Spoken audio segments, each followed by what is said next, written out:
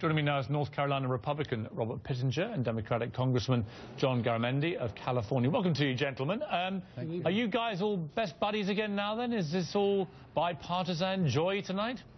We've got a lot of work we need to do together, and you got to work across the aisle to get it done. So, yeah, let's work together. It's important. It's important for the country. Robert Pittenger, put into context for me the politics of all this going forward. Do the Republicans really, do you think, feel that they have suffered a massive defeat here, or is it a temporary setback? Well, Piers, I do believe it was a worthy objective. Obamacare has significant issues and problems, but it was an ill-fated strategy. I said that during the course of the summer.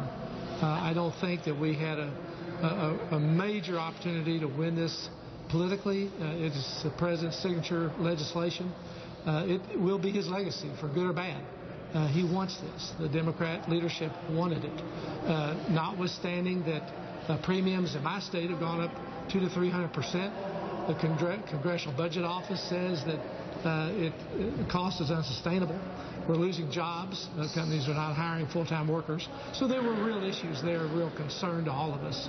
But the president had his way, and for right now, that will be the law until such time that the problems get greater, that the American people demanded it be changed. Congressman, which way did you vote tonight? Well, I voted with it. I believe that it's important to give time for the negotiators to go out there and to try to do something about the real issue facing our country. You know, we have a $17 trillion debt. We have $16 trillion of unfunded liabilities. This is the elephant in the room. This is the problem. The president needs to speak to this. For 5 years, I've been waiting for the president to address this issue.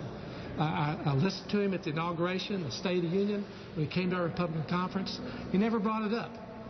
Yet when he spoke in March of 2006 on the Senate floor as a senator, he made it very clear that lambasting President Bush for a $5 trillion debt, and realizing that he did not want to vote to extend the debt ceiling. Let me go to John Garamendi.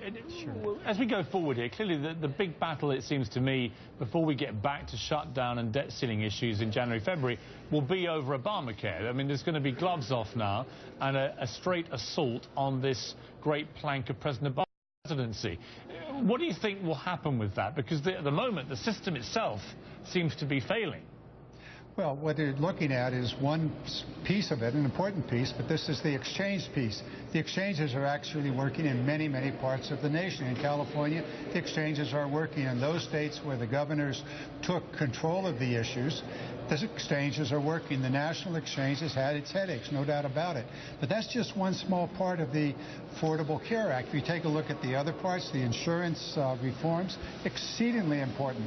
The end of things like having pre-existing conditions for children, for parents, and guaranteed coverages. All of those insurance reforms are now in place in the Patient's Bill of Rights. And we're also seeing a reduction in the inflation rate in medical services, both for the government, Medicare and Medicaid, as well as for the private sector. So we're seeing the cost curve bend. Now the exchanges, that's an issue that's going to be dealt with. Every major program, whether it's a military program or this program or a state program or even a private sector program, they often have their hiccups. Okay. Just take a look at Google or Microsoft, and they'll tell you about the hiccups that occur with the new program going into effect. Yes, it is an issue, but I tell you, Piers, the real issue is how to get this economy going, how to get people back to work, and these continued cliffs, these crises actually hold back a very powerful racehorse called the American economy. Well, I agree with that, but let me ask you this, Congressman. Sure. I mean, I presume that you voted in favor as well tonight, right? Of course. So you two have reached a point of bipartisan consensus. Why don't we have a symbolic on-air handshake to round off this particular debate? Go on, force yourself. That would be a great pleasure. Look at that, look at that, you see? It's possible. You can actually get along in Washington. What an extraordinary spectacle. Congressman, thank you both very much indeed. Next to